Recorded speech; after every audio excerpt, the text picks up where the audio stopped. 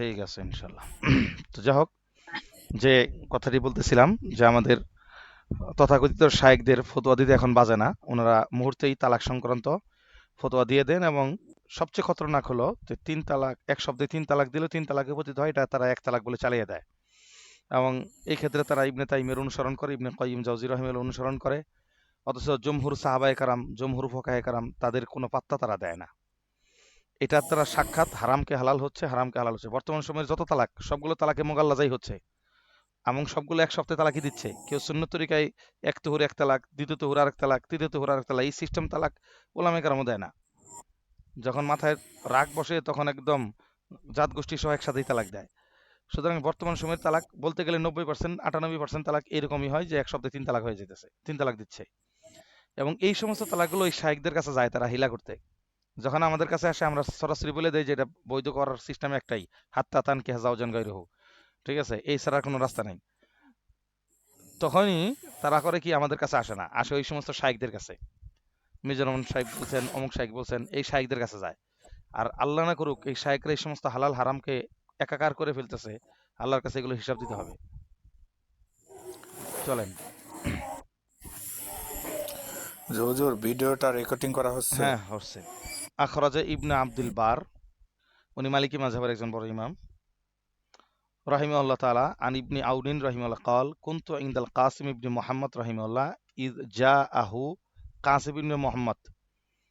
কাসিম ইবনে মোহাম্মদ, উনি, এই কাসিম হলেন আবু বকর রাদিয়াল্লাহু তাআলার নাতি। ঠিক আছে, আবু বকর রাদিয়াল্লাহু তাআলার নাতি। উনি তাবিঈন ছিলেন, এবং বড় মাপের তাবিঈন ছিলেন, একজন বড় ফকিহ ছিলেন। সাতজন, বলছিলাম না, সাতজন শ্রেষ্ঠ ফকিহ তাবিঈনদের মধ্যে, তার মধ্যে উনি একজন অন্যতম, কাসিম ইবনে মোহাম্মদ। ইদা জা আহু রজুলুন, যখন তার কাছে কোনো ব্যক্তি আসতো, উনি এত বড় ফকিহ অসত্ত্বেও তাবিঈন, ফাসা আল্লাহু আন শাইইন, তাকে কোনো বিষয় সম্পর্কে জিজ্ঞেস করতো, ফাকাল আল কাসিম লা উহসিনুহু, তখন কাসিম ইবনে মোহাম্মদ বলতেন যে আমি এই বিষয়টা ভালো করে জানি না, লা উহসিনুহু। ফাজা আলা রজুলু, লোকটা, ইয়াকুলু, লোকটা বলতেই লাগলেন, ইন্নি দুফিতু ইলাইকা, আমাকে তো আপনার কাছে পাঠানো হয়েছে, লা আরিফু গায়রাকা, আপনার ছাড়া তো আমি কাউকে চিনি না। ফাকাল আল কাসিম, এবার কাসিম ইবনে মোহাম্মদ বললেন, লা তানজুর ইলা তুলি লিহিয়াতি ওয়া কাসরাতিন নাসি হাউলি, উনি বলতেছেন, আরে বাজান, আমার বড় বড় দাড়ি দেখে বড় হুজুর মনে করো না, আমার আশেপাশে অনেক লোক ঘুরে মানে চারপাশে বসে রয়েছে দেখে মনে করো না আমি বড় শায়েক। ওয়াল্লাহি মা উহসিনুহু, আল্লাহর কসম আমি এই বিষয়ে ভালো করে জানি না। ফাকাল শাইখুন মিন কুরাইশিন, এবার একজন কুরাইশি শায়েখ, জালিসুন ইলা জানবিহি, যেই কুরাইশি শায়েখ আব্দুল ইবনে আব্বাস কি বলে, এই কাসিম ইবনে মুহাম্মদ রাহমাতুল্লাহর পাশে বসেছিলেন, এই ঘটনা যখন ঘটতেছিল তখন তার পাশে বসা ছিলেন। উনি তখন বলে উঠলেন, এই কুরাইশি শায়েখ, যে ইয়াবনা আখি, হে আমার ভ্রাতুষ্পুত্র, ভাতিজা, ইলজামহা, ইলজামহা মানে, মানে আজিব আন হাজিল মাসআলা, এই হাজমের মার্জ হলো ওই সোয়াল, মাসআলা, হাজিমের মার্জ হলো মাসআলা। ঠিক আছে, অর্থাৎ তার মাসালাটার ইলজাম আঁকড়ে ধরেন, মানে জবাব দেন। ইলজামহা মানে আজিব আনিল মাসআলা। ঠিক আছে, হে আমার ভাই, ভ্রাতুষ পুত্র, আমার ভাতিজা, দয়া করে আপনি তার জবাবটা আপনিই দেন। ফাওয়াল্লাহি মা রাআইতুকা ফি মাজলিসিন আমবালা মিনকা আল ইয়াউমা, আল্লাহর কসম দিয়ে আবার ওই কুরাইশি শাইখ বলতেছেন, আল্লাহর কসম, এই মজলিসে আমি দীর্ঘক্ষণ বসা আছি, এই দীর্ঘক্ষণ মজলিসে বসে থেকে যেটা আমার এহসাস অনুমিত হলো, সেটা হলো মা রাআইতুকা ফি মাজলিসিন আনবালা মিনকাল ইয়াউম, আজকের এই মজলিসে আপনা থেকে অধিক ফজিলতওয়ালা, আপনা থেকে অধিক সম্মানিত, আপনা থেকে অধিক জ্ঞানী আমি কাউকে এখানে দেখি নাই। সুতরাং এই প্রশ্নের জবাব আপনিই দিতে হবে। ফাকাল আল কাসেম, এবার কাসেম ইবনে মোহাম্মদ তার আসল বক্তব্যটা পেশ করলেন। ওয়াল্লাহি, আল্লাহর কসম, লিআইয়ুকতা লিসানি, আমার লিসান জবানকে কেটে ফেলা হোক, এটাও আহাব্বু ইলাইয়া, আমার কাছে অনেক প্রিয়, তবে মিন আন আতাকাল্লামা বিমা লা ইলমা লি বিহি, ওই বিষয়ে কোনো কথা বলা যে বিষয়ে আমার কোনো জ্ঞান নাই, যে বিষয়ে আমার কোনো জ্ঞান নাই ওই বিষয়ে আমার কথা বলার অপেক্ষা তার আগে যেন আমার জবান কেটে নেওয়া হয়, লিসান কেটে নেওয়া হয়, এটা আমার কাছে বেশি পছন্দ, আমার কাছে বেশি পছন্দনীয়। তার মানে বলতে চাইতেছেন যে অজানা বিষয়ে কথা বলার তুলনায় আমার জবান কেটে নেওয়া অনেক উত্তম। আল্লাহু আকবার, কত বড় বক্তব্য! অথচ আমাদের কিন্তু রাস্তাঘাটে মুফতির অভাব নাই, যেমন রাস্তাঘাটে ডাক্তারের অভাব হয় না, কোন একটা রোগ হইলেই সাথে সাথে ডাক্তারের অভাব হয় না। হ্যাঁ, অথচ জবানটা কত হেফাজত করা দরকার। যে বিষয় আমি জানি না বলতে কি সমস্যা আছে? লাদ্রি, লাদ্রি বলতে কোনো সমস্যা নাই। আমি জানি না বাস বলে দিলেই হয়। ওনারা তো বড় বড় ফকি, অত বড় বড় তাবিন, ওনারা বলতে পারছেন লা আহসিনহু ওয়াহসিনহু, এটা আমার ভালো করে বোঝা নাই, আমার জানা নাই। তো ওনারা লজ্জা পায় নাই, লজ্জা পাই আমরা। আমাদের কাছে ইজ্জতে লাগে, প্রেস্টিজে লাগে। এটা যদি না বলতে পারি তাহলে কেমন হবে? অথচ আল্লাহ তাআলা ইজ্জত রাখছেন এই জায়গায় নিজেকে সারেন্ডার করার মাধ্যমে। আল্লাহ, আল্লাহ আমাদের বোঝার তৌফিক দান করেন, বলেন আমিন। আচ্ছা, ওয়াকাদ রুবিয়াত আনিল আমিন। ওয়াকাদ রুবিয়াত আনিল ইমাম মালিক রাহিমাহুল্লাহ তাআলা রিওয়ায়াতুন কাসীরাতুন ফি তাওয়াররুইহি আনাল ফুতিয়াহ। ইমাম মালিক রহমতুল্লাহির ব্যাপারে ফতোয়া দেওয়ার ব্যাপারে সতর্কতা এবং তার ভীতি প্রদর্শন, তার ভীতি, তার ভয় ছিল যে পরিমাণ, সেই বিষয়ে অনেকগুলো রেওয়ায়াত বর্ণিত আছে। যাকারাহাল কাজী ইয়াস রাহিমাহুল্লাহ তাআলা ফি বাসতিন ওয়া তাফসিলিন। কাজী ইয়াস, উনিও কিন্তু কাজী ছিলেন, ঠিক আছে? কাজী ইয়াস রাহিমাহুল্লাহ তিনি অত্যন্ত বিস্তারিতভাবে তাফসিলওয়ার তাফসিলওয়ার একদম বিস্তারিতভাবে তিনি এগুলো বর্ণনা দিয়েছেন ইমাম মালিকের কথাগুলোকে। নান্তাকিলু নানকুলু যে এখানে হবে, নান্তাকিলু হবে এটা আর কি, একটা ছড়ে গেছে। নান্তাকিলু মিনহা জুমলাতান বা নানকুলু মিনহা জুমলাতান, একটা হয় নানকুলু, নানকুলু মিনহা জুমলাতান। আমি এখান থেকে কয়েকটা জুমলা উল্লেখ করতেছি। এটা কাজী ইয়াজ বলতেছেন ইমাম মালিকের ব্যাপারে ফতোয়া দেওয়ার ক্ষেত্রে তিনি কতটা সতর্কতা, তাকওয়া, পরহেজগারি অবলম্বন করতেন, সেই ব্যাপারে অনেক রেওয়ায়েত কাজী ইয়াস রহমতুল্লাহ বিস্তারিত উল্লেখ করছেন, বর্ণিত আছে অনেক রেওয়ায়েত। সেখান থেকে তিনি কয়েকটা রেওয়ায়েত উল্লেখ করতেছেন। ক্বালা আব্দুর রহমান আল ওমারি, আব্দুর রহমান আল ওমারি তিনি বলতেছেন, ক্বালা লি মালিক, ইমাম মালিক আমাকে বললেন, রুব্বামা ওয়ারাদাত আলাইয়াল মাসআলাতু, একবার আমার কাছে একটা মাসালা উত্থাপিত হলো, তামনাউনি মিনাত তাআমি ওয়াশ শারাবি ওয়ান নাওম, এমন এক মাসলা আমার কাছে আসছে, ওই মাসলা আমাকে খাবার, পানি, ঘুম সব হারাম করে দিছে। মানে মাসলাই তারে খাবার, পানি, ঘুম হারাম করে দিছে। ক্বালা ইবনুল কাসিম রাহিমাহুল্লাহ, এবার বুঝেন যে কেমন ভীতি সঞ্চার হইলে তার খাবার, পানি, ঘুম হারাম হয়ে গেছে এই প্রশ্নের জবাব দিতে যায়। অথচ এমন না, আমাদের মতো মুফতি হইলে তো মুহূর্তের মধ্যে জবাব খাড়ার উপর দিয়ে দিতাম একদম, ঠিক আছে? উনি বুঝতেছিলেন যে এই জবটার মধ্যে কোথায় কোন জায়গায় চিকনে পেঁচ আছে, না জানি কখন হালাল হয়ে যায় কিনা, হারাম হয়ে যায় কিনা, কোন একটা মুশকিলে পড়ে যায় কিনা। এই চিন্তার কারণে খাদ্য পানি সব ঘুমটুম হারাম হয়ে গেছে। কারণ ওখানে তার সতর্কতার অবলম্বন করতে যায়, তার এটা হয়েছে এহতিয়াত, সতর্কতা, সাবধানতা। এই হলো তার হালত। কলা ইবনুল কাসেম, এবার ইবনুল কাসেম বলতেছেন, সামিয়াতু মালিকান, আমি ইমাম মালিককে ইয়াকুলু বলতে শুনেছি, ইন্নিল্লা উফাক্কিরু ফি মাসআলাতিন, আমি কোন কোন মাসআলা নিয়ে চিন্তা ফিকির করি, মুনযু বিদঈ মুনযু বিদঈ আশরাতি সানাতান,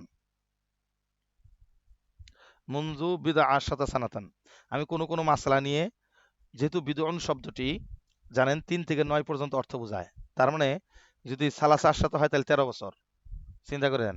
আর ৯ যদি হয় তাহলে তিসা আশরাতা তাহলে হবে কত বছর? ১৯ বছর। তার মানে মতলব হইতে পারে যে আমি কোন কোন মাসআলা নিয়ে প্রায় ১৩ থেকে ১৯ বছর পর্যন্ত চিন্তা ফিকির করেছি সমাধানের জন্য। ফামা ইত্তাফাকালি ফিহা রায়ুন ইলাল আন, অথচ চিন্তা করতে করতে ১৯ বছর গবেষণা করা সত্ত্বেও এখন পর্যন্ত এটার কোনো সমাধান আমার কাছে এখনো আসে নাই। তাহলে এবার বুঝেন দেখি, এরকম মাসলা সন্দেহান হওয়ার কারণে ওনার কাছে, উনি কি খালি নিজে চিন্তা করছে? নিশ্চয়ই ওই মাসলা তিনি শত শত মানুষকে জিগাইছেন, হয়তো দিলচুস্পি উত্তর হয় নাই, হয়তো যথাযথ উত্তর হচ্ছে না, মিলতেছে না সমাধান। আচ্ছা, তথাপিও ওই বিষয়ে তিনি মুখ খুলে নাই, কাউকে ফতোয়া দেয় নাই, নিজে সন্ধান করেই গেছেন।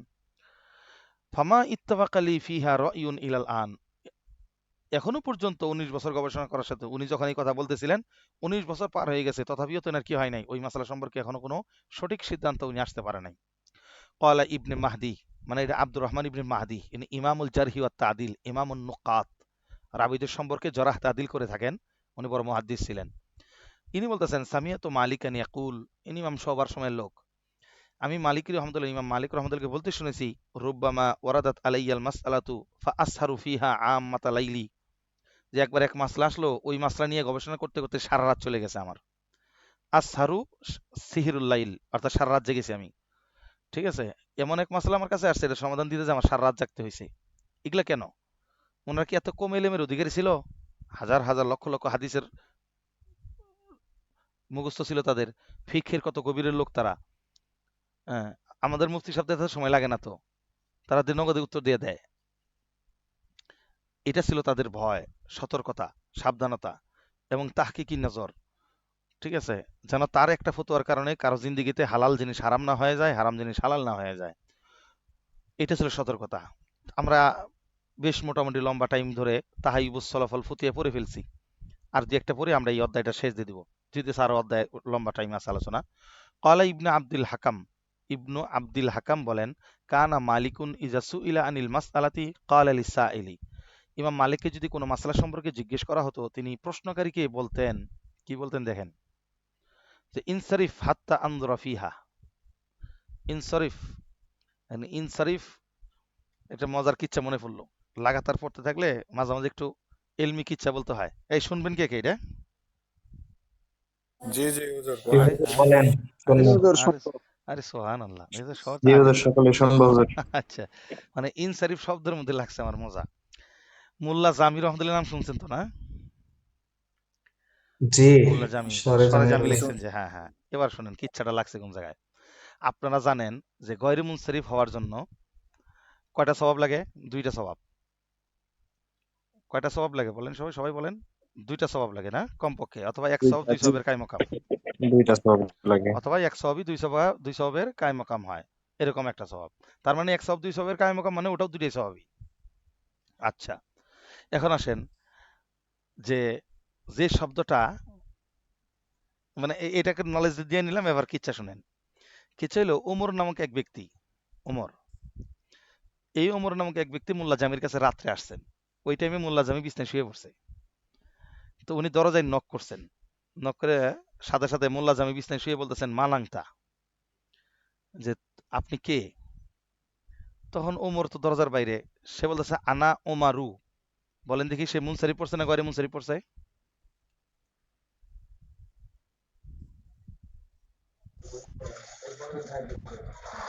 কেউ নাই, মাথা নাই কেউ। আনা ওমারু, এখানে মুনসারিফ পড়লো না গয়রে মুনসারিফ পড়ছে? মুনসারিফ। হ্যাঁ, গায়রা মুনসারিফ পড়ছে। গয়রে মুনসারিফ পড়ছে। ওমারু এক পেশ পড়লো না? মুনসারিফ পড়ছে। গয়রে মুনসারিফ পড়লো। তো এখানে যে গয়রে মুনসারিফ পড়ছে, তা ওমরের ভিতরে গয়রে মুনসারিফ হওয়ার জন্য কি কি শর্ত ছিল?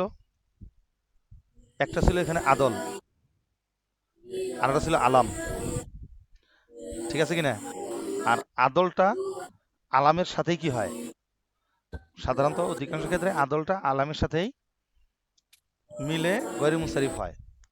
খেয়াল করে শুনেন, আদল, ওমর তো আমের থেকে ওমারু হয়েছে, তাহলে ওখানে কি ছিল, একটা আদল একটা স্বভাব ছিল, আর আলাম একটা স্বভাব, নামবাচক শব্দ হওয়া, মারফা যেটা। ঠিক আছে, মারফার মধ্যে আলাম শর্ত, মানে মারফা একটা প্রকার আছে না, আদল আসফত আনিস ওজমা মারফা, আলাম তো কোনো প্রকার নাই। গরম মুসলিমের স্বভাব কি আলাম আছে নাকি? গরম মুসলিমের স্বভাবের না, মধ্যে কি আছে? মারফা আছে, ওজমা হওয়া, মারেফা। মারফা হওয়া। এই মারফা আবার 6 প্রকার। 6 প্রকার মধ্যে একটা হলো কি, আলম, নামবাচক শব্দ হওয়া। ঠিক আছে, তার মানে মারফাদের উদ্দেশ্য হলো এই আলমটা, অন্য কোনো প্রকার উদ্দেশ্য না। গরম মুসলিমের মধ্যে মারফাদের উদ্দেশ্য হলো আলমটা। এখন আসেন, এই উমারুর মধ্যে কয়টা স্বভাব? দুইটা। গরম মুসলিমের দুইটা স্বভাব, একটা হলো আলম, একটা হলো কি আদল। আচ্ছা, এবার আসেন, মোল্লা জামি যখন শুনলো যে উনি বলছেন আনা ওমারু, তার মানে গয়রে মুনসারিফ করে বলছেন, তো এখন মোল্লা জামি একটা উত্তর দিবে, যে উত্তরে নাহুর কায়দাও বুঝাই দিবে, যে উত্তরে এই উমরকে বিদায় করে দিবে। সেই কায়দা কি বলতেছে, উনি শব্দ বলতেছেন, ওমারু ইনসারিফ, ওমারু ইনসারিফ, অর্থাৎ ওমর দুইটা উত্তর দিয়েছে একসাথে নে, যে আমি শুয়ে পড়ছি, উঠতে পারবো না, তুমি ফিরে যাও। ইনসারিফ মানে ফিরে যাও। আবার, ওমর তুমি তোমার নামকে গয়রে মুনসারিফ করছো, কিন্তু তোমার নাম হবে মুনসারিফ, কাজেই ইনসারিফ মানে তোমার নামের মধ্যে তুমি মুনসারিফ বানাই নাও। কেন মুনসারিফ কেন বানাবো? এটা পাশে যে দাঁড়ায় রয়েছে, যিনি দরজার সামনে বলছে যে আনা ওমারু, উনি তো মোল্লা জামির এলাকারই লোক। মোল্লা জামি যদি এলমের নাহুর এরকম পণ্ডিত হয়ে থাকে, তো তার কাছে যে কুতুব আসছে, তো কুতুব যদি ছাত্রও ধরে নেও, তাহলে তো মোটামুটি উস্তাদেরই ছাত্র, সেরকম সাইজেরই ছাত্র। উনিও আবার বলতেছেন এক শব্দে দুই উত্তর, যে উমর তো ফিরে যাওয়ার জন্য আসে নাই, আপনার সাথে সাক্ষাতে আসছে। এবং ওমর তো গৈরে মুনসারিফই হবে, কারণ এর মধ্যে দুইটা স্বভাব, আদল এবং আলাম। এজন্য উনি উত্তর দিয়েছেন ওমারু লাইয়ান সারিফু। মোল্লা জামি এক শব্দে দুই উত্তর দিয়েছে, যে ওমর তোমার আমি চিনি না, যার কারণে চিনি না বিদায় তোমার আলাম দ্বারা আমার কোনো ফায়দা দেয় নাই, তোমার নাম দ্বারা আমার কোনো পরিচিতি দেয় নাই, সুতরাং তুমি একটা স্বভাব, তোমার মধ্যে শুধু আদলই আছে, আলাম নাই, কারণ তুমি কোন ওমর আমি চিনি না। এই জন্য তুমি এক স্বভাব হওয়ার কারণে তুমি কেউ ইনশরীফ, তোমার নামের মধ্যে মুনশরীফ বানাও। আর দ্বিতীয় কথা, আমি শুয়ে পড়ছি, আমি উঠতে পারবো না, এই জন্য তুমি ইনশরীফ মানে ফিরে যাও। দুইও সমাধান এক জবাব দিছিলেন মোল্লা জামি। এবার যিনি দাঁড়াই রয়েছেন ওমারু, তিনি তো সেই জমানেরই কুতুব, তিনি বলতেছেন ওমারু লাইয়ান সারিফু, ওমর তো ফিরে যাবে না, কারণ দেখা করতে আইছে, উঠতেই হবো আপনারে। এই এক জবাব দিল, মনের কথাটা বুঝাইলো। আবার নাহুর কায়দা বলে দিছে ওমারু লাইয়ান সারিফু, ওমর তো গয়রে মুনসারিফ হয়, মুনসারিফ হয় না। লাইয়ান সারিফু মানে কি, সে মুনসারিফ হয় না, গয়রে মুনসারিফ হইতে হবে তার। এটা শুনছে মোল্লা জামি, তখন মোল্লা জামি ভিতর থেকে উত্তর দিয়েছেন ইজা নুক্কিরা সুরিফা, ইজা নুক্কিরা সুরিফা। কারণ উনি তখন কারণটাও দেখাই দিলেন, যে তোমাকে কেন মুনসারিফ হইতে হবে এবং তোমাকে কেন ফিরে যেতে হবে, এক শব্দে দুইয়ের উত্তর দিয়ে দিয়েছেন। ইজা নুক্কিরা সুরিফা, নুক্কিরা মানে কি, নাকেরা। কোন শব্দকে যদি নাকেরা করা হয়ে যায়, মারাফাকে নাকেরা বানানো হয়ে যায়, তখন একটা স্বভাব শূন্য হয়ে গেল, দুই স্বভাবের একটা স্বভাব শূন্য হয়ে গেল, তখন সুরিফা, তখন গয়রু মুনসারিফকে মুনসারিফ বানাই দিতে হয়। তোমার মধ্যে সেই সমস্যা, তুমি যে ওমর, তোমারও তো আমি চিনি না, তোমার মারেফার ফায়দা আমার কাছে নাই, তোমার কাছে তোমার পরিচিত আমার কাছে না থাকার কারণে, একটা এলাকায় 5টা ওমর থাকলে তাহলে নির্দিষ্ট করে ওমর নামটা কোনো নির্দিষ্ট ব্যক্তিকে বোঝানো যায় না। তখন ওমার হুকুম, এই ওমার হুকুম তখন মুজাফ, আর কুমটা মুজাফিলাই, তখন এই ওমর কিন্তু মুনসারিফ গয়রে মুনসারিফ নয়। কেন? ওমার হুকুম দ্বারা উদ্দেশ্য হলো বোঝা গেল তোমাদের একটা ওমর আছে, ওমারুনা আমাদের একটা ওমর আছে, তার মানে এই ওমরের দ্বারা এখানে কি হয় নাই, কোনো নির্দিষ্ট জাতকে বোঝায় নাই, মারেফার ফায়দা দেয় নাই, তখন একটা স্বভাব মুক্ত হয়ে গেছে, তাহলে একটা স্বভাব বিশিষ্ট রয়েছে। আর এক স্বভাবের কারণে কি হয় না, গয়রে মুনসারিফ হয় না। এই জন্য বলছেন ইজা নুক্কিরা সুরিফা, তুমি তো মারেফার ভিত্তিতে বলছিলে তুমি ওমর মুনসারিফ হও না, গয়রে মুনসারিফ থাকো, কিন্তু তোমার মারিফতই তো নাই, কারণ তোমার মধ্যে যে আলামিয়ত রয়েছে এটা তো তোমার চিনি না আমি, তুমি কোন ওমর, আমাদের এলাকার না অন্য এলাকার তো বুঝি না আমি, সুতরাং তোমার মধ্যে মারিফত নাই, তুমি শুধু আদল আলা হইছো, এক স্বভাব বিশিষ্ট, এক স্বভাবের কি হয় না, গয়রে মুনসারিফ হয় না, মুনসারিফ হয়ে যায়। এজন্য ইজা নুক্কিরা সুরিফা, যখন মারফা নাকারা হয়ে যায়, পরিচিত অপরিচিত হয়ে যায়, তখন একটা স্বভাব শূন্য হয়ে যায়, তখন গয়রে মুনসারিফ মুনসারিফ হয়ে যায়। সেহেতু তোমার আমি চিনি না, এই জন্য আমি উঠতেও পারবো না। আর তোমার যেহেতু চিনি না, ঘুম থেকে আমি উঠতেও পারবো না, বিছনায় শুয়ে পড়ছি, তোমাকে যেহেতু আমি চিনি না, তোমার মারিফত নাই, তোমার আলামও নাই, এজন্য তুমি শুধু আদল আলা, সুতরাং তুমি পরিবর্তন হইতেই হবে, তোমাকে মুনসারিফ হইতেই হবে, তোমাকে চলেও যেতে হবে। এটা হলো নাহুর ভাষায় কথা বলা। এই কিছু বুঝছেন? একবারে জি সরেজমি পড়াই দিলাম। জি জি হ্যাঁ, হুজুর, বুঝতে পারছি। হ্যাঁ, বুঝতে পারছে যারা ওই দিকের ছাত্র আছে কিছু, ওই যে কি বলে জামিল মাদ্রাসা ওইদিকে, এখানে কিন্তু এগুলো খুব মজা করে পড়ায়, ঠিক আছে, এদের রসিকতার সাথে খুব সুন্দর পড়ায়। হ্যাঁ, তো যা হোক, মনে আসলো বলে ফেলাইলাম। মুনসারিফ করে মুনসারিফ একটা কিচ্ছা, এর মাঝখানে কিন্তু শেখার অনেক কিছু আছে, কখন মুনসারিফ কখন গরু মুনসারিফ অনেক বিষয় আছে। যাই হোক, এখানে ইমাম মালিককে যখন কেউ একজন প্রশ্ন করছে, তখন তিনি বলছেন ইনসারিফ মানে ফিরে যাও, হাত্তা আন্দুরা ফিহা, আমি এটা সম্পর্কে গবেষণা করি, চিন্তা করি, তুমি এখন আপাতত ফিরে যাও, পরে জবাব দেবো। এই ইনসারিফ শব্দ থেকে কি ইচ্ছা মনে হয়েছিল, যা হোক এলমি কিচ্ছা এই জন্য বলে দিছি। ফাইয়ান শরীফু ও ইয়াতারাদ্দাদু ফিহা, এই লোক তো চলে গেল, কিন্তু ইয়াতারাদ্দাদু ফিহা, তার সন্দেহ শোক সবার মধ্যে পড়ে গেল, কাম সারছে, কি করা যায়। ফাকুলনা লাহু ফি যালিকা, এরপর আমরা তাকে জিজ্ঞেস করলাম এই বিষয়টাতে নিয়ে, ফাবাকা, এবার মালিক রহমতুল্লাহ নিজে কান্না শুরু করছে। ওয়াকালা ইন্নী আখাফু আইয়াকুনা লি মিনাস সাইলি ইয়াউমুন ওয়া আইয়ু ইয়াউমিন, তখন তিনি বলে লাগলেন আমার তো আশঙ্কা হইতেছে যে আজকে না জানি সাইল আইসা যায়, আজকে তার জবাব দিতে হয়, আজকে না হইলেও আইয়ু আমিন আরেকদিন আসবেই, তাকে জবাব দিতে হবে, ঠিক আছে। ক্বালা ওয়া জাদা কানা মালিকুন ইজা জালাসা নাক্কাসা রাসাহু, এরপরে যিনি ঘটনা বলাইতেছেন তিনি অতিরিক্ত আরো ঘটনাটা সামনে বাড়ান এভাবে, যে মালিক রহমতুল্লাহ তখন বৈশা বৈশা নাক্কাসা রাসাহু, তার মাথাকে নিচের দিকে ঝুঁকায় রাখছিলেন, ও হাররাকা শাফাইতাইহি বিযিকরিল্লাহ, এবং তার ঠোঁটটাকে আল্লাহর জিকিরের মাধ্যমে জবাইতেছিলেন, ভয়ে ভয়ে, যে না জানি এই লোকটা কখন আবার আসে, তার কি জবাব দেবো আমি, অর্থাৎ জবাব তার কাছে প্রস্তুত না। অথচ এরকম মাসলা না যে তিনি উত্তর দিতে পারেন না, কিন্তু তার ইয়াকিন হইতেছিল না, জবাব দিতে পারতেছিলেন না। ওয়ালাম ইয়ালতাফিত ইয়ামিনান ওয়ালা শিমালান, তিনি ডান বাম দিকে তাকাইতেছিলেন না। ফাইজা সুইলান মাসআলাতিন তাগায়্যারা লাউনুহু, এরপরে যখন আয়েশা ওই লোকটা প্রশ্ন করলেন, ওই মাসালা সম্পর্কে বা কোন একটা মাসালা সম্পর্কে কেউ এসে প্রশ্ন করতেন, তাগাইয়ারা লাউনুহু, তার চেহারা বিবর্ণ হয়ে যায়। ওয়াকানা আহমার বিসুফরাতিন, তিনি এমনি ছিলেন লাল, আবার লাল সুফরা, লাল হলুদ মিশ্রিত রং হয়ে যায় তার চেহারা, মানে হলুদ আপ লাল, এটা আজীব এক রং। ফায়াসফাররু ওয়ায়ানকুসু ওয়াইনাক্কিসু রাসাহু, ধীরে ধীরে তার চেহারা হলুদ হইতে থাকে এবং তিনি তার মাথাকে নোয়াই দেন, ওয়াইউহাররিকু শাফাতাইহি, এবং তার ঠোঁট নড়াতেই থাকেন। সুম্মা ইয়াকুলু মাশা আল্লাহু ওয়ালা কুওয়াতা ইল্লা বিল্লাহ, এই কথা তিনি বইলা ফাররুব্বামা ইসআলু আন খামসিনা মাসআলাতান, কই হারাইলাম, ফালা ইউজিবু মিনহা ফি ওয়াহিদাতিন, পরে দেখা গেল এরকম ভাবে তিনি মাশাআল্লাহ কইতেছেন, চুপ করে রইতেছেন, জবাব দেয় না। আস্তে আস্তে এরকম 50টা মাসলা জিজ্ঞেসে 50 জন এসে, এর মাঝখানে তিনি একটা মাসলার জবাব দিয়েছেন, 49 জবাব তিনি দেন নাই। তাহলে কতটা সতর্কতার সাথে মাসলার সমাধান দিতেন। 50টা মাসলা জিজ্ঞেসে তিনি একটার উত্তর দিচ্ছেন। আল্লাহ, এই জন্য সতর্কতার সাথে, খুব সতর্কতার সাথে পাবলিকলি ফেস করার জন্য, পাবলিকলি সমাধান খুব খুব জবান হেফাজতের সাথে চলতে হবে। তাছাড়া কিন্তু বিপদ ছাড়া বিপদ আর কিছু নেই। আল্লাহ, গত বছর যাতটুকু পড়াইছিলাম তার চেয়ে অনেক বেশি আগে এসে পড়ছি। ঠিক আছে, অনেক আগে এসে পড়ছি। আমরা আপাতত তাহাইয়ুবুস সলফ সম্পর্কে এতটুকুতেই ক্ষান্ত রাখতেছি। ঠিক আছে, মেরে দোস্ত আর আহবাব, কথা শুনতেছেন? জি এখন আসেন, জি। আমরা কি নিয়ে আলোচনা করব। আমরা আরেকটা কিতাবে চলে যাই, ওই কাওয়াইদুল ফিকতে চলে যাচ্ছি। ঠিক আছে, যতদূর আগানো যায়।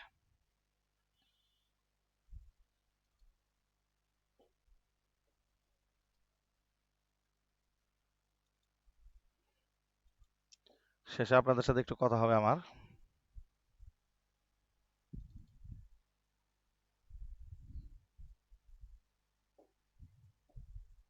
দেখতে পাচ্ছেন এবার? জি ওস্তাদ, দেখা যাচ্ছে। জি আচ্ছা, এবার আসেন, কথা হচ্ছে তামরিন নিয়ে কথা। আপনাদেরকে যে তামরিনগুলো দিলাম, মানে সেই তামরিনগুলো সর্বসাকুল্যে 3টা তামরিন দেওয়া হয়েছে। এই 3টা তামরিনের সর্বসাকুল্যে 10 জন 12 জন মিলে জবাব দিচ্ছেন, অথচ ছাত্র আমার এখানে প্রায় 40-এর কাছাকাছি। এখন প্রশ্ন হলো, এভাবেই যদি চলতে থাকে তাহলে তো আমরা মুখ থুবড়ে পড়বো। তামরিনের গত বছর অনেক তামরিন জমা দিয়েছে তারা, অনেক, মানে সর্বনিম্ন যে দিছে তাও 25টা তামরিন জমা দিছে, সবচেয়ে নিম্ন যে দিছে। এরপরে তারে সনদ আটকে রাখা হয়েছে, শেষের দিকে এসে বলছে সনদ দেওয়া হবে না, চাপে পড়ে পরে 35-40 পর্যন্ত চলে গেছে। আর আলহামদুলিল্লাহ সর্বোচ্চ তো অনেকে 40, 50, 45, 50-এর উপর চলে গেছে। আর গত বছর সর্বসাকুল্যে এত বেশি তামরিন করাইতে পারে নাই, প্রথম বছর ছিল। নিজেরই তো অনেক চেষ্টা মেহনত লাগা থাকা লাগছে। এগুলা যত বছর যাবে তত নিজের মানে মালাকা থাকবে, অভিজ্ঞতা থাকবে, তখন দেখা যায় অনেক কিছু আসান হয়ে আসবে। এই যে এবার বললাম, এই অধ্যায়টা যে অধ্যায়টা লাস্ট ছেড়ে দিলাম এখন, ওইটার অতটুকু গত বছর পড়াইতেই পারি নাই, আরো আগেই শেষ করে দিয়েছিলাম। এবার তো আরো সামনে আগে চলে গেছি। এগুলো আসলে এত বেশি সময় কেউ পড়ায় না, বাস জানবার জন্য যে আমাদের কি পরিমাণ সতর্কতা থাকা উচিত। আচ্ছা, এখন তামরিনের বিষয়ে যে বক্তব্যটা আমি দিতে চাচ্ছি সেটা হলো, গুরুত্ব দিতে হবে। আপনাদের লেখাগুলো এক একজনের হাতে কলমে ধরে যে ঠিক করব, এটা প্রতিদিন প্রত্যেকজনের তামরিনকে হাতে কলমে ধরে ঠিক করা সম্ভব না। এক একদিন এক একজনেরটা কলমে হাতে কলমে ধরে ঠিক করব। বাকি আপনাদের নজর রাখতে হলো, আমি যে তামরিনটা ফতোয়াটাকে সম্পাদনা করে ছাড়তেছি গ্রুপের মধ্যে, প্রত্যেকের ব্যক্তির কাছে পৌঁছে গেতেছে, ওইটা দেখার পরে আপনি আপনার ভুলগুলো নিজে সংশোধন করবেন, যে আপনারটা কি মিলল না, কোন জায়গায় অমিল, কোন জায়গায় কিভাবে লেখা উচিত ছিল, নিজেই সমাধান করলে হবে। অনেকের উত্তর যখন দেখবো যে আমি একেবারেই হয় নাই, মানে গলতে ফাহিশ হয়ে গেছে অথবা মারাত্মক কিছু ভুল হয়ে গেছে, আমি ওইটাতে হাত দিয়ে পরে তাকে ঠিক করে দিব। আর অন্যথায় ছুটকা ছাটকি 2-4টা ভুল, হালকা পাতলা ভুল, তাহলে দলিল উল্লেখ করার তরিকার ভুল, কিন্তু মূল উত্তর ঠিক আছে, একেও যদি এক একজন করে ধরতে চাই, 35 জনের পিছনে আমার কত সময় যাবে। 2 জন মিলে, আমাদের আরো একজন আছে, ওনাকেও ওইগুলো দেখানো হইতেছে। আমাদের কিন্তু শিক্ষক আরেকজন আছে, জানেন কিনা, আমি একা না। ঠিক আছে, আলহামদুলিল্লাহ উনি অনেক যোগ্য লোক। আপনাদের আসবন নাজারি পড়াবেন, এবার আরো কিছু কিতাব তিনি পড়াইতে পারেন। ঠিক আছে, উনি পটিয়া মাদ্রাসার 2 বছর ইফতা পড়া, আলহামদুলিল্লাহ খুব ভালো যোগ্য লোক। উনিকে তামরিন দেখানোর জন্য সেট করতেছি, অলরেডি শুরু হয়ে গেছে। কারণ একা মিলে 35টা তামরিন দেখা সম্ভব না, 2 জন মিলে দেখতে হবে। ঠিক আছে, ওনার নাম্বারটা, হোয়াটসঅ্যাপ নাম্বারটা আপনাদের এখানে গ্রুপে দিব। এরপর থেকে তামরিনগুলো ওনার কাছে জমা হবে, উনি দেখার পর এটা আমি নজরে সানি করব। শেষে এটা কি হবে, মানে লোড হবে। ঠিক আছে, ওখান থেকে কিছু আমার কাছেও আসবে। আচ্ছা, যা হোক, এটা পরে। তো এই জিনিসটা যেটা বলতেছি যে প্রত্যেকেরই প্রতিদিন আলাদা আলাদা করে এভাবে দেখা দেওয়া আমাদের এখানে সম্ভব না। যেটা করতে হবে আপনাদের, যারটা বেশি গলাতে ফাহিশ হবে তাদেরকে প্রতিদিন তার ব্যক্তিগত হোয়াটসঅ্যাপে তাকে ধরাই দেবো। আর যাটা এরকম গলাতে ফাহিশ নয়, মোটামুটি হয়েছে, কিছু জিনিস ভুল আছে এদিকে, এটা আপনি নিজে ঠিক করবেন কোথা থেকে দেখে। আপনাকে যে আমরা যখন সম্পাদনা করে তামরিনটা পেশ করব, ওখান থেকে আপনি দেখে নিজের ভুলগুলোকে পরে তামরিনের জন্য শুদ্ধ করে নেবেন এবং এই তামরিনটাও সঠিক করে গুছাই নেবেন। এখন কি কথাটা বুঝাইতে পারছি আপনাদের? জি ইনশাল্লাহ। জি আর বড় ধরনের গলত যদি হয়ে থাকে তখন ওই জায়গায় আপনার ওই ভুলটাকে আমরা নগদে ধরে দেবো যে না, এই জিনিসটা উত্তর হয়ই নাই, আপনি দুবার আবার লেখেন। যেমন ইতিপূর্বের দুইটা তামরিনে কয়েকজনটা এরকম উত্তর ডাইরেক্ট হয় নাই, কিছুই হয় নাই, যা উত্তর চাইছি হয় নাই। আপনি যে একটা উত্তর জব দিছি, এই জবের সাথে মিলছে না, অনেকে দেখছেন না যে অনেকে গ্লাভস পরে ধরাটাকে বৈধ বলছিলেন, কিন্তু মূল কারণটা কি, হাতের সাথে লাগাও কোনো পোশাক থাকা যাবে না। স্বতন্ত্র স্বতন্ত্র পোশাক দিয়ে এই হাত দিয়ে চিপ দিয়ে ধরবেন, তখন হাতের সাথে লাগাও থাকলেও ওইটা হাতের সাথে অ্যাডজাস্ট কোনো পোশাক না। এই জন্য গ্লাভস পরে ধরার ক্ষেত্রে মামলা হলো যে হাতের থেকে আলাদা করে খুলে ধরতে হবে, ধরতে চাইলেও। কিন্তু অনেক উত্তর লেখা গেছেন কি লেখছেন যে গ্লাভস পরেই ধরা যাবে। গ্লাভস তো আপনি হাতের পোশাক হিসেবে পড়ছেন, গায়ের পোশাক, গায়ের কোনো পোশাক দিয়ে ধরা যাবে না, স্বতন্ত্র পোশাক দিয়ে ধরা যাবে কোরআন শরীফটা নাপাক অবস্থায়। এটা শুধু হায়েজা মহিলা না, মানে যে কোনো নাপাকি জুনুবি পুরুষের জন্য একই নিয়ম। ঠিক আছে? তো এই যে চিকন একটা জায়গায় পার্থক্য আছে, এই জিনিসগুলো ধরতে হবে। দুই, আরো যারা উত্তর লিখছেন দ্বিতীয় তৃতীয় তামরিনের জবাবগুলো দিচ্ছেন, সেখানে অনেকের দেখলাম অনেকের একবারে গলতে ফাহিশ হয়েছে। আমি একটু সময় করে নিতেছি, আমার যেহেতু আপনারা জানেন একটা পারিবারিক বিষয় আছে, ওগুলো মেনটেন করে আজকেও ছেলেকে বাড়িতে পাঠাইছি, আমাকে যাওয়ার কথা ছিল, কিন্তু দেখলাম যে গত সপ্তাহের আগের সপ্তাহে 2 দিন ছুটি নিছি। এমনিতে আমার ক্লাস নাগাহ করার মানে তরিকা সালিকা কোনোটাই আমার নাই, খুবই কম। আলহামদুলিল্লাহ যে এখন মানে দোয়া করবেন মিনহা খালাকনাকুম পর্যন্ত জানি এই হালতেও থাকতে পারি, ক্লাস সহজে, মানে নেহেত কোনো বড় ধরনের সমস্যা না হলে ক্লাস আমি ছাড়ি না। গত বছর আমি 10 দিন হসপিটালাইজড, কিন্তু আশ্চর্য হবেন, 10 দিন হাসপাতালে থাকা সত্ত্বেও আমার ক্লাস মিস গেছে মাত্র 3 দিন। এটা কিভাবে সম্ভব? আল্লাহ আসান করছে। এবং এখানে থেকেও চিকনগুনিয়ার জ্বর হয়েছে, প্রায় বোধহয় 15 দিন বিছনায় শোয়া, কিন্তু এর ভিতরে ক্লাস মাই দিন একদিন আলহামদুলিল্লাহ কাজ করছি যেভাবে পারছি। নাইমে মারছে কানাও ভালো, আগে হয়তো 5 টাকাইতে পারতাম, আজকে আমি 2 টাকাইতে পারাইছি, তারপরে তো পড়া চালু রাখছি। ঠিক আছে? দোয়া করবেন আল্লাহ যেন পূর্ণ সুস্থ রাখে, পূর্ণ সুস্থ থাকলে আপনাদেরকে আলহামদুলিল্লাহ পূর্ণ সার্ভিসটা দিতে পারবো। এই জন্য দোয়া করবেন। আর তামরিনগুলো নিয়মিত লেখেন, নিয়মিত লেখেন। 3টা তামরিন যাদের এখনো হয় নাই তারা দ্রুত জমা দেন, পাঠায় দেন। ঠিক আছে? ইনশাআল্লাহ। আনোয়ার শাহ কাশ্মীর রহমতুল্লাহ, ওনার জীবনীটাই আমার জন্য একটা মাইল ফলক মনে করি।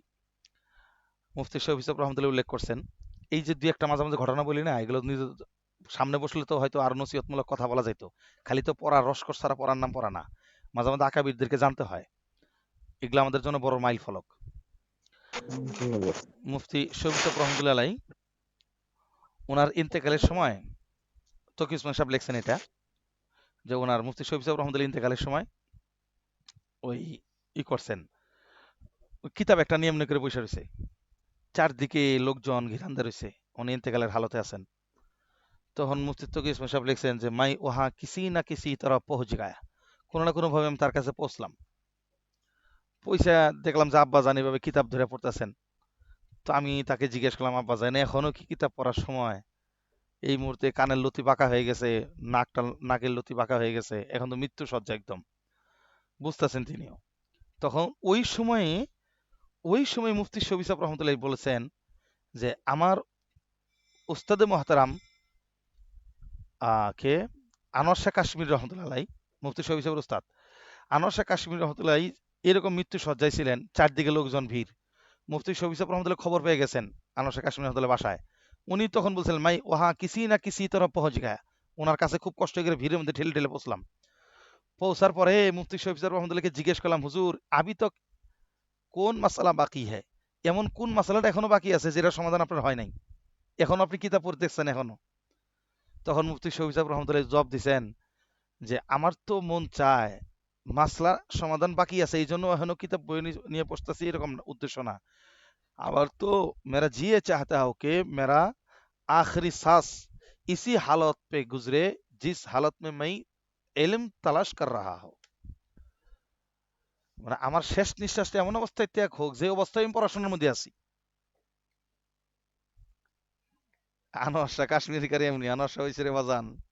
হ্যাঁ, ওনার শেষ নিঃশ্বাসটা ত্যাগ করতে চাইতেছে কোন অবস্থায়? এলেম তলব অবস্থায়, তাও কে? আনোয়ার শাহ কাশ্মীরি ফকিহুল আসর, জমানার সর্বশেষ ফকি বলা হয় ওনাকে। এত বড় মুহাদ্দিস, এত বড় ফকি, উনি বলছেন এই কথা। তাহলে আমাদের জন্য কি হালত হওয়া দরকার? এটা যোগ বাড়ানোর জন্য বললাম, শোক বাড়ানোর জন্য। হেদের সানি সম্ভবত অবলাইনের ভিতরে কিতাবুল হজ বা এরকম কোন একটা অধ্যায়ে হাসিয়াতে লেখা আছে যে ইমাম মোহাম্মদ রহমতুল্লাহর মৃত্যু সজ্জা, ওনার কানের লতি বাঁকা হয়ে গেছে, সবাই তালকিন করতেছে, বলেন লা ইলাহা ইল্লাল্লাহ, লা ইলাহা ইল্লাল্লাহ। তো উনি তালকিন সবার তার সামনে পড়তেছে, উনি বলতেন লা লা লা লা লা। কি একটা মুশকিল! আমি এটা নিজে পড়ছি হেদের হাসিয়ার মধ্যে। তো উনি লালা পড়তেছিল, কিছুক্ষণ পরে ওনার সম্বিত ফিরে পাইছেন, স্বাভাবিক একটা অবস্থায় আসছেন। আসার পরে ছাত্ররা তাকে জিজ্ঞেস করে, হুজুর আমরা বলতেছিলাম লা ইলাহা ইল্লাল্লাহ, আপনি বলতেছেন লা লা লা, বিষয়টা কি? বলে তোমরা যখন লা ইলাহা ইল্লাল্লাহ বলতেছিলা, তখন শয়তান আমার কাছে এসে বলতেছিল, ইমাম মোহাম্মদ তুমি তো জিতে গেলা, তুমি তো জিতে গেলা। তা আমি তোমাদের লা ইলাহা ইল্লাল্লাহর জবাবে লা বলতেছিলাম না, আমি বলতেছিলাম শয়তানের কথার জবাবে, যে লা লা লা, আমি এখনো জিতে নাই। আখেরি শ্বাস যখন কালিমার উপর হবে, ইমানের উপর হবে, তখন আমি কেবল জিতছি। মৃত্যুকালীন অবস্থার হালত। ইমাম আবু ইউসুফ রহমতুল্লাহর মৃত্যুর সময়কার ঘটনা, ওইটা ওই পাশেই লেখা আছে হেদায়ের মধ্যে, হাসিয়াতে। ওনারও এরকম মৃত্যুর সময় ঘটনা ঘটছে যে জালজালা আসছে, সবাই লা ইলাহা ইল্লাল্লাহ বলতেছে।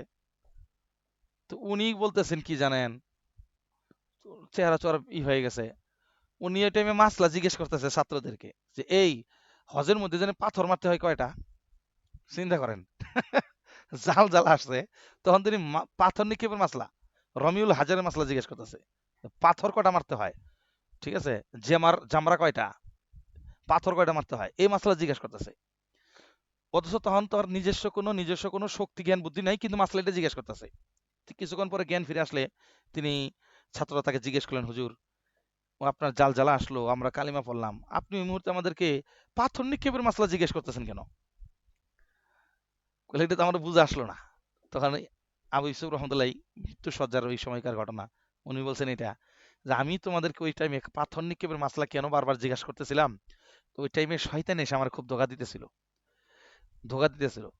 আর যেহেতু রমিউল জিমারের মধ্যে শয়তানকে লক্ষ্য করে পাথর মারে, এই জন্য আমি পাথর নিক্ষেপের মাসলা ওই টাইমে আলোচনা করতেছিলাম, যাতে করে ওটার পাথরটার কথা শুনে যেন শয়তান ভয় দৌড় দেয়। সুবহানাল্লাহ কইতেন না? সুবহানাল্লাহ। কি সুবহানাল্লাহ। কি বুঝলেন? এই জন্য যদি মৃত্যুর টাইমটাও যদি এলমি হালতের উপর থাকে, এলম তলাশের মধ্যে থাকে, আর এই অবস্থায় মৃত্যুটাও এসে যায়, তো এটা অত্যন্ত মোবারক মৃত্যু, যে কমপক্ষে ইমানের হালতে তার মৃত্যু হলো, কমপক্ষে এলেম তালাশের সাথে মৃত্যু হলো। রাসূল সাল্লাল্লাহু আলাইহি ওয়াসাল্লাম হাদিস শোনাইছেন, আল্লাহুম্মা জাআলনি মিসকিনান, ঠিক আছে, আল্লাহুম্মা আহয়িনি মিসকিনান ওয়া আমিতনি মিসকিনান ওয়া জাআলনি মিন জামরাতিল মাসাকিন। মুফতি শফিসব রহমতুল্লাহ আলাই, তিনি এই হাদিসের তর্জমা করেছেন, মিসকিন শব্দের অর্থ হলো এখানে তালেবুল ইলম, অর্থাৎ আল্লাহর রাসূল সাল্লাল্লাহু আলাইহি ওয়াসাল্লাম নিজের জন্য দোয়া করতেছেন, আল্লাহ যতদিন জিন্দা রাখবা তালেবুল ইলম অবস্থায় জিন্দা রাখো, যখন মৃত্যু দিবা তালেবুল ইলম অবস্থায় মৃত্যু দিও, এবং হাসর করবা তালেবুল ইলম অবস্থায় যেন তালেবুল ইলমদের সাথে আমার হাসর হয়। স্বয়ং নবীজি দোয়া করতেছেন, কারণ রাসূল সাল্লাল্লাহু আলাইহি ওয়াসাল্লাম তার জীবদ্দশাতে জিন্দেগিতে কোনো জিনিসের আবেদন আল্লাহর কাছে করে নাই যে আল্লাহ আমার এটা বাড়াই দাও, কিন্তু একটা জিনিসের আবেদন করছেন, রব্বি জিদনি ইলমা, আল্লাহ তুমি আমার এলেম বাড়াই দাও, আল্লাহ তুমি আমার এলেম বাড়াই দাও। হ্যাঁ, এই কথাগুলো কি বুঝতেছেন? কত জি। আযাব আসছে, কত হামলা হয়েছে, তাদের নামে কোনোদিন বরদোয়া না, কোনো কিছু না, জয়ের জন্য দোয়া করে নাই যে আমার জয় দাও, ঠিক আছে, কোনো কিছু না, একটা মাল বৃদ্ধির দোয়া করে নাই, কত দারিদ্রতা, পেটে পাথর বানছে, ঠিক আছে, চোখের সামনে সাহাবীরা শহীদ হয়ে গেছে, তাদের হায়াত ফিরে পাওয়ার জন্য দোয়া চাইতে পারতেন, সুস্থতার জন্য, কত কিছু আছে না, কিন্তু কোরআন শরীফে নবীজির একটা দোয়াই বর্ণিত হয়েছে, কি রব্বি জিদনি ইলমা, আল্লাহ এলেম বাড়াই দাও, এলেম বাড়াই দাও। সবকিছুতে কনাআত ছিল, এলমের ব্যাপারে কোনো কনাআত নাই। একটা জায়গায় শুধু কনাআত থাকা যাবে না, অল্প তুষ্টি থাকা যাবে না, পরম চরম লিপ্সা এবং লালসা দুইটা থাকতে হবে। চেষ্টা করবো তো ইনশাল্লাহ। ইনশাআল্লাহ। এমন নসিহত অনেকদিন পরে করে ফেলাইছি, এই নসিহত নিজেরই করা দরকার, নিজের জন্য, তারপরে আপনাদের করলাম আমার নিজের উপকারের জন্য। আল্লাহ যে তৌফিক দেয় ইনশাআল্লাহ। দ্বিতীয় ক্লাসে কায়দা শুরু হবে, আল্লাহ চাহে তো। তো ঠিক আছে, ইনশাল্লাহ ক্লাস এটা শেষ।